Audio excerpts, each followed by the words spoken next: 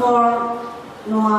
santar idi kate se santar sawta re tirla idi kate noa je galmara huina nongkana to adi edo sekalian katha cedak se katha re se joto hora ror paper tala re galmara tala re nyelnya mena tirla to adi kongko kami kana teman-teman itu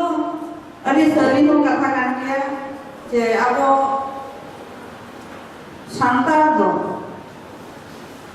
mendo adin hor ko ge sedai kon olok pahar re tirle ko do bang ko ayuk idi kat kana baba hor ko ge ko chalaw kana ona dia pale abo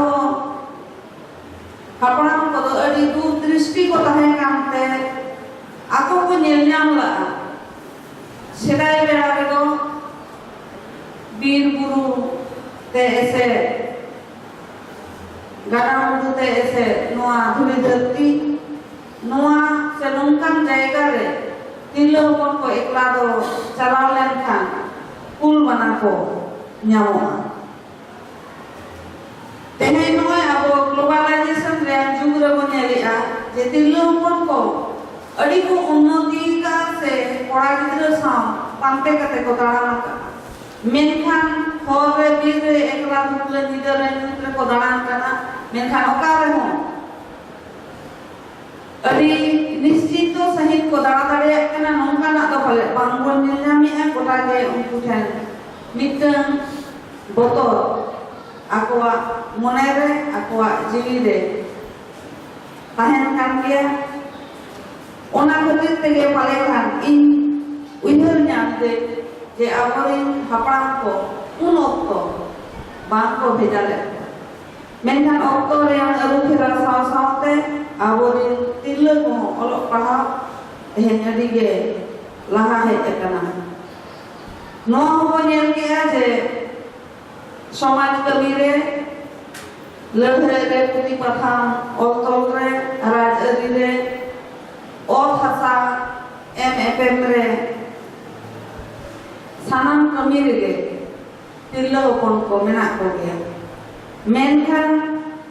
no हो नेलेना अब समाज रे किछुगान माझी पारगाना बाबा को जहां को अरु फेराव से नियम को तो लगा ओना लेगाते आबोरिन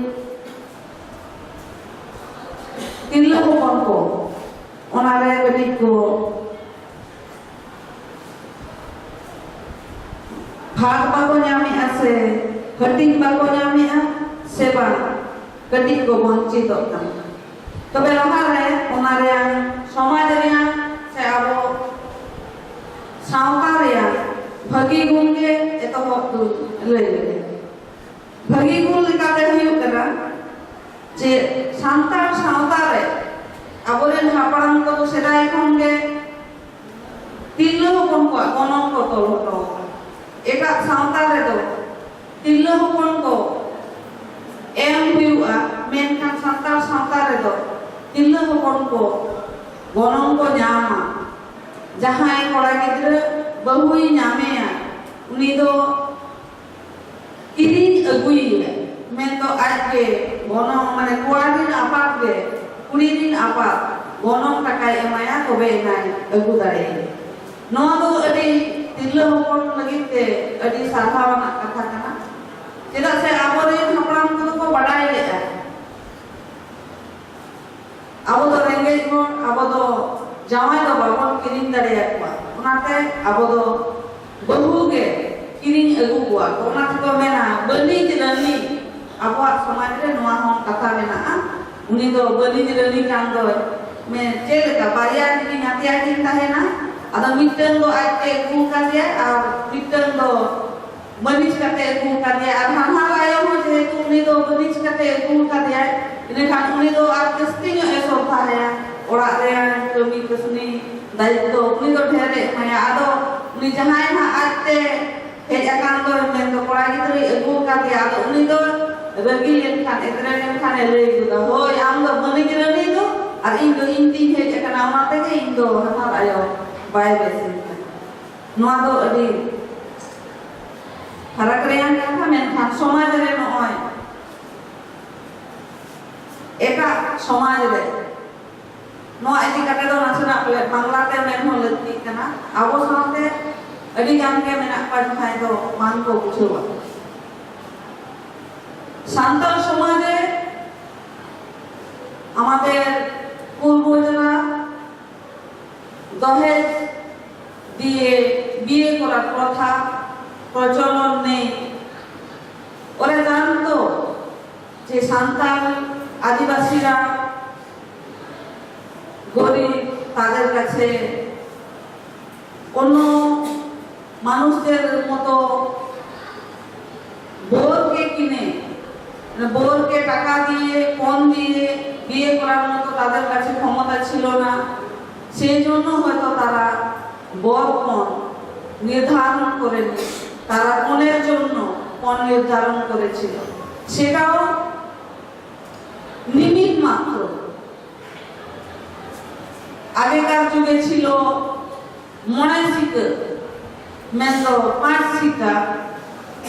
তারপরে চলে এলো 3 টাকা তারপর থেকে 5 টাকা এখন হয়েছে 7 টাকা একটা কোণে 7 টাকায় কিনে পাওয়া যায় কিন্তু বোরকে 7 টাকায় কি কিনে পাওয়া যায় এটা তো আমাদের সমাজে একটা গর্ববোধ করি আমি সান্তাল সমাজে একটা সান্তাল মেয়ে হয়ে জন্ম নিয়েছি আমার যেখানে আমার বিয়ে হবে সে শ্বশুর মশাই আমার বাবাকে 7 টাকা দিয়ে নিয়ে যাবে কিন্তু আমি যদি অন্য ভাষাভাষী কিংবা অন্য জাতির মেয়ে হতাম আমার বাবা কত ভয় হতো আমার বাবা কত চিন্তা করতো যে আমি মেয়েকে কি করে বিয়ে দেব আমার কাছে টাকা পয়সা নেই সান্তাল সমাজের মানুষদের কাছে এটা খুব গর্বের বিষয় সেরকমই আমরা ঈশ্বরচন্দ্র বিদ্যাসাগরকে দেখেছি বিধবা বিবাহর বিরুদ্ধে লড়াই করতে আমরা শুনেছি উনি ওনার ছেলের এক বিধবা মহিলার সঙ্গে বিয়ে দিয়েছিলেন এই প্রথাটি তো আমাদের সান্তাল সমাজে বহুদিন ধরে হয়ে আসছে সান্তাল সমাজে এক মেয়ে যদি বিধবা হয় তারও বিয়ে হবে একটি মেয়ে যদি কোনো কারণে বিবাহ বিচ্ছেদ হয় সেই মেয়েরও বিয়ে হবে ওই শ্বশুর বাড়িতে কোনোদিন ওকে এটা বলা হবে না যে তুমি বিধবা কি তুমি বিবাহ বিচ্ছেদ করে তুমি আবার বিয়ে করবে ওরা তো জেনে শুনে নিয়ে গেছে হ্যাঁ সমাজের কেমন এমন কিছু কাজ আছে যেখানে ওই বিধবা মহিলাকে কিংবা বিবাহ বিচ্ছেদ করা মহিলাকে ওখানে পাশে থাকতে দেবে না কিংবা সাথে থাকতে দেবে না পালে নোয়া তো আবার সমাজ রে আবহাওয়া নিয়ম আবহাওয়া লেখা থেকে উনি বাই রান্ডি একান কুড়ি হপন সে ছড়ুই একান কুড়ি হপন ওনা সাত দো ko baru mereka dia sejoget ko baru mereka dia semoga bulu sen suruh ko baru उनका के aro mitang menaha je nore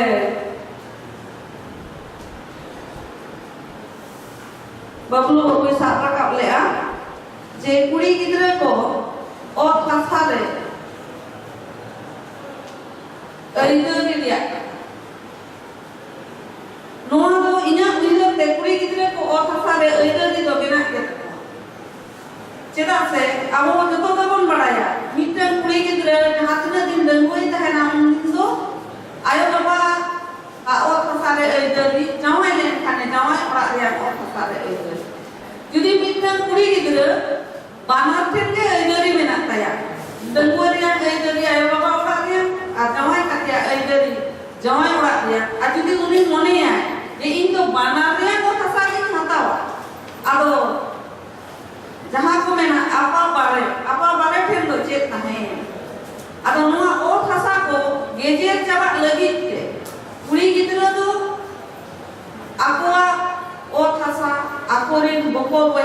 सारा को बारे ते को ठेन को बगी हटोआ नोआ दिकू को दो को ओना एग्रीमेंट हो जो एक को जे जुदी और थासा बन हतावा इनखान आम चेदर इमोने आदो उनी दो ऑल को लाया जे आम दो चिरो जीवन इनेल मेनखान सांतार समाज रे तो नोंका एग्रीमेंट सिस्टम दो बोलता अब तो सिदाय खन के मोचारेयान कथा मोचारेयान दाम तेगे से मोचा कथा तेगे बन मनाव बताव हे केना ओना ओ थासा दो इना उइहरते जे कुड़ी गिद्रा ओ थासा दो कुन रेगे नाम दरकार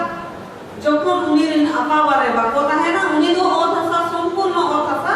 आजा हुइबा जेहेतु ओना दो आज बाबा का ओना दो आजा अधिकार मेनखान जुदी आपा बारे मेना को ओना रे ओ थासा नाम दो इनी मोनेया बांग दरकार से बांग हताव दरकार जुदी आज ए नामा इनखा आज रे इरी कुड़ी ना मेन तो जमाई ओड़ा रे आज मा आयो बाबा ओड़ा रे हतावया आज पति जमाई ओड़ा रे होय हतावा और आयो बाबा ओड़ा रे आयो हतावा अनुरूप भावे आज रे इरी कुड़ी से आजना गई जहाय को थाना उनको को हतावा इनखा आज तो हापेन दिन लगी मेन दो आज रे कोंगड़ा लगी तीन सारे है नुंका ते हासा जायगा को ताको गेजेर चावा आदो आपा बारे थे से कोड़ा गिद्रे ठेन दो ओ थासा चाबा नोआ को कुड़ी गिद्रे को बो उइहर का ओना तेगे उनको दो आको ओ थासा बांग को हता मेनखान वंचितो रे कथा जहां रे रका खाना जेतु नितन दो सांतार समाज रे से सांतार रे तिल्ल को कथा ओना लगा ते कटी दस्ती न इ रोड़या जहां रे वंचितो रे कथा बो मेनिया जुदी उनको बको बोइहा बाको नेलेया इनखान उनी ओ थासाय दगी दाड़े जुदी बाको नेले कना इनखान तो आजे मुनिया जे इन बकरा ओ थासा आपे पे जोमिया एन हो आपे जीली कना उनका ना तो आज जुदी हिंदू एक पे सापा इनखान तो इन्यामा मेनखान नोंका ना प्रश्न दो आबो सांतार समाज रे दो पाले खान के बनुना जुदी बिना खान एकदम के माने रिया आकोरिन होपन एटा मिसरा बाको नेल अब सांतार समाज रे दो आकोरिन होपनेरा मिसरा बातकाते जहाय की को हिजुक ना सामान के आकोरिन दो पेड़ा आ तिल्लो होपन ठेन दो नोआ सहाव दाड़े दो जानम तारा खनगे मेना तबे आम मिदन कथा मेना जेहेतु तेहे आबो बन नेलिया सावता रे नोआ जे आबो समाज रे आचार विचार रे से मझी नाई केरे नोंका ना ठाव रे आबो तिल्लो को बाबो नेमा को कनाता मेनखान आबो तो बन नेलिया जे मिदन कुड़ी गिद्रा लोइया पढ़ाव काते उनी विचारों के तैयार दड़या जखन उनी विचारों के तैयार दड़या कना मिदन विचार दड़या कना इनखान आबो समाज रे उनी रोड रे दाव केदा बायना नोन कना तो पले आबो मछी पारगाना महल रे कटी अरु फेराव रे लुक्ति मेना मेनते नि मने मछी नाय के पद नोय आबो नितों के बोगाल मराय आजे आबो द्रौपदी मुर्मू तेहे राज्यपाल और गापा दो राष्ट्रपति लेकाना पद रे जुदी नुई चला आ आबो तो अवरी चला आ मेनखान जुदी चला आ ओना जायगा रे जहां ताहे काते उनी जुदी विचार दाड़े आ इनखान अतुरिया विचार रे चेदा पाय दाड़े साउते नो जे मुखिया वोट चलावेना मुखिया को हुई करना कुड़ी होपन तो मुखिया मेना कुआ तेहे आबोरे ममता देवी नुई मुख्यमंत्री कना आबोरी हो तो मुख्यमंत्री को हुई दाड़िया कान आबोरी जहां रे एमएलए एमपी लेकाना जायगा रे को लड़ाई दाड़िया कना कान उनी तो एमपी हुई दाड़िया से एमएलए हुई दाड़िया आ उनी मुख्यमंत्री राज्यपाल राष्ट्रपति जो तो हुई दाड़िया जुदी ओना लेकाते को हुई दाड़िया आबो अतु टोला पाड़ा रे जहां आबो विचार व्यवस्था रे आबोरी चेदा को हुईगा नोआ को अरु फेराव हुयु आसे मान नोआ को मछी पारगाना महल को उइहर रिया लक्ति मेना आमेंती मोनेया और जहां दो तेहे बड़ी हुयुना आबो सावता रे जहां रे मन लई आ दिल्लो दो तोवा दारे कना जाहेर आयो कना तिरला दो जानम दाता कना मेनखान उनी तिरला गे जावाय कना बन किनबा आते जावाय कना जावाय ओरा रे चेक कारण तेको बगी केलिया से आज बाय गपाल लेना बाय खुशी लेना छडो योडो केना किनबा जहां कारण तेगे जावाय गोय जुदी रंदी कना ओना तायम दो आदो उनी दो डंगो मेताय कना दाले कना बो तोले कना बो नाहाचारे कना नो नो को पाले बांग लस्ती कना ओना दो आबो इहर ना उनी मिटन तिरला हर मिटन तिरला होपन जखोने मिटन गिद्रे जानाम दाड़े कना उनी गिद्रे गोटा माने उनी मजिक कनाय पारगाना कनाय से एमएलए एमपी डॉक्टर इंजीनियर बेना कना उनी आज आयो चिकिते गलुमा नोआ मिटन इहर या विषय नोआ हो आबो कोन चिंता भावनाय माते मिटन कुड़ी गिद्रे से मिटन आयो को नोआ डन मेन काते ओपोबात काते नोआ ओड़ा खन लागा दाल तोल गो नोआ को बान नोडे बबलू बाबू ओना सुर सुपुर कथा के आरोय लई तारा किया अब समाज रे जतो गे बन बाडाया जे मिटन मंत्र काना नोआ डन आ ओझा जुदी ओझा मिटन बाबा होरे चेदे खाने ओझा काना आ आयो होरे चेदे खाने डनु काना नो नो काना विभिन्न तो चेदा अब समाज रे नोंकान विभिन्न माहुडी कोन गे मेना मिटन कुड़ी गिद्रे जखोने माने मिटन आयोरी से मिटन बाबा रे कोड़ा गिद्रे आर कुड़ी गिद्रे दो उनी दो बेटा काना आर कुड़ी गिद्रे दो उनी दो एटा ओड़ा एटा कोड़ा गिद्रे दो पढ़ा कुड़ी गिद्रे दो बाय पढ़ा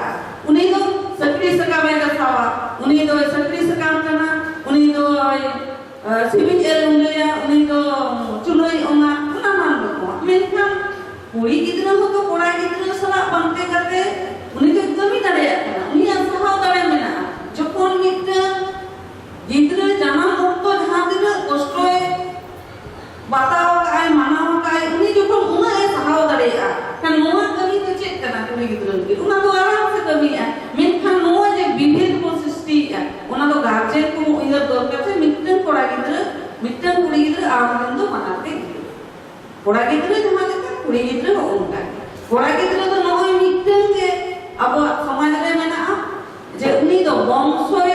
बहर इदिया कुड़ी गिद्रे दो वंशो पाई इदिया मेनखान कुड़ी गिद्रे जहां ओड़ा रे वंशोय बहरा आमा ओड़ा रे आमी जोको ले रखना एटा ओड़ा रे की मेनु कना जुदी कुड़ी गिद्रे आम भागी शिक्षा भागी से बाप एमाया इनखान एटा ओड़ा रे चलाव करते ओने दिन कोम कोमरा चिकाय हरा रखा ओना लगिते आम ओड़ा खनगे आम कुड़ी गिद्रे तैयार में ओना लगा तेगे आम हो तैयार कुड़ी गिद्रे नामेया आम तो ओड़ी हुकुने रा अगुई हुजुका आदा नोय आबा समाज रे दो नुई दो कुड़ी गिद्रे कना नुई दो कोड़ा गिद्रे कना नोआ नोआ उइहर आबो चाबा हुयुक ताबोना आर मिटन कथा जदि आबा समाज रे बनुआ सेंद्रा काका रे तिरला को साहसी मेना को वीर मेना को सनाम लेकाना के कुड़ी होन को कमी दाड़े आमे खान सेंद्रा काका रे कुड़ी गिद्रे बाको चल होय तो उनका ना तो तेहे नो सड़ी को बांधन कना सेंद्रा काका रे लाटा छाका रे बापुन दाड़े होय तो नुआ कारण ते को इदि ले कोन हुई दाड़े मेनखान ओना हो विचार रे प्रश्न कना ओनो समाज रे तिरला होपन को सेंद्रा मेना आजानी शिकार पूरा समाज रे तो नितुम हो जानी शिकार तो हुई कान गया अदो अब समाज रे चेदा बांग हुई कना हुई आसे बांग नोआ ले तो इन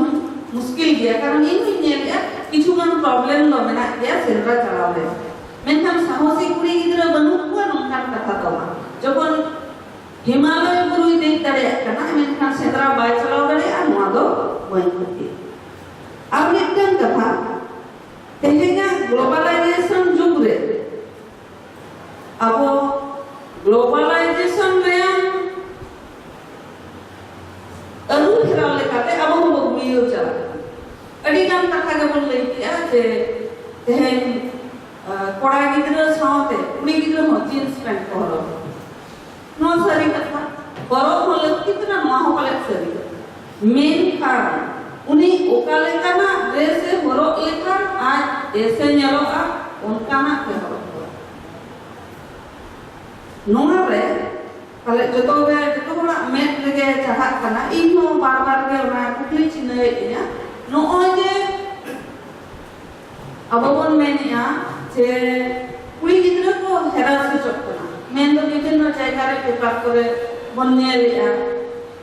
je rape case ko hoyছে noa cheda hoyok kana hoy to kuri gidra kichu gan ghotona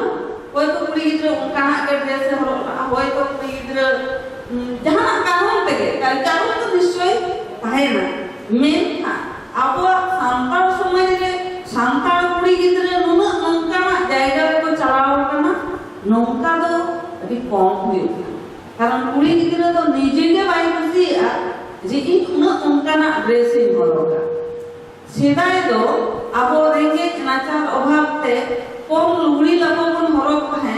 meta bona ko abo jogi menkan tehe globalization jug re do ako the ma una taka menkan ore lugri ko horogi abo do bes lugri ko horoga ako do ore lugri minyan me mitte hanaria ore mesa de ko horoge kan noa do kale kana vikas se kale kana unnoti jahan do mane hormo ese podokta hormo ochok dita nongkana ko globalization ko menia nongkana unnoti do santal somaj re iyo boijo inge kati mileya je nongkana unnoti do abu santal re do alo hoyo ar mitta jaha bang hu reyang lakti kana ona do abu santal do abu ko mena ari nirla ar niput jati kana abu do sedai kon ge abo talare bapla reyang chol mena abo lekate ko tahe kana abo samaj reyang porikatham abo lekate teyar kana abo do judi abo rin santal samaj rin kuri gidra eta samaj re ko chalaa se eta samaj re kuri gidra santal samaj re ko hijuga ini kan noa do sedai ko ke bari ko nyel go sedai ko goj let ko netar pulis prosason reyang darete geta do goj te do bako goje menkan onde ho kora gidra ar kuri gidra reyang tarafdari mena noa do alo hoyo judi mittan kora gidra diku hoye agu kedia ine kan uni do on jati talai ine kan kuri gidra judi eta jat re chalak kana uni do mon tikai kana uni do bon menia handane ekan noa bibhet to chida judi am meni am jati bode kiya se sampai bode kiya kan kora gidra ti bai bode bana kuri gidra je bode kiya se kuri gidra ge une jati sampa dhoron sanama banchaw lagi to kuri gidra dai kora gidra lagi dai to banua kan nongkana mane kuri gidra kora gidra talare nongkana bibhet to chida nongkana bibhet to alo judi kuri gidra kora gidra lagi bahu judi jati tala daraya kana uni mane jati te meni am hitan condition kan jati talaya kana uni do bhitar babon bolo hoye moga buru re babon suru hoye ine kan jamai gomke ho am suru hoye kan jamai gomke do uni do hana ne kana uni do ala inju ma kan bahu do ora ne mena to ama bonsoi bor dia uni do jati tala dia ajahai do sudu ini juga amke perale kate patala ka jom kate chala ina lagi uni do men uni do bhana ne ama ar nui do men amange kora gidra janai chikaya bonsoi gohora jati tala nongkana jate alo huyuk ma ona lagi te somaj se aboa machi pargana ব্যবস্থা noa ko me tutura ma che chikai huyuk noa do nore do ona kukli chinha men katege nore do nongkana satam do ado note do itu